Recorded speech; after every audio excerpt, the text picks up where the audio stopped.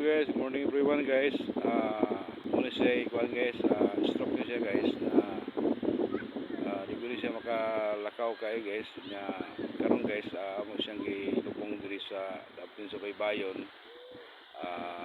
Ning Banilad ng Magiti City. So guys, polo ka session gani guys. Tag 2 hours every Sunday. Alang siya pag lubong siyang lawas guys. Actually guys, naka-recover na siya gamay guys at okay na yang paglakad karon. Ianam-anaman po na ako ni wala hilot guys o physical. Sa mo na yung resulta guys.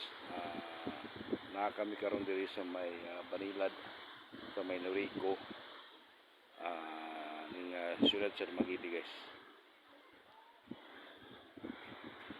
Adlaw nga Domingo gani guys.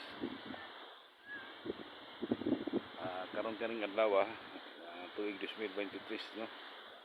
Ning bulan sa Agosto.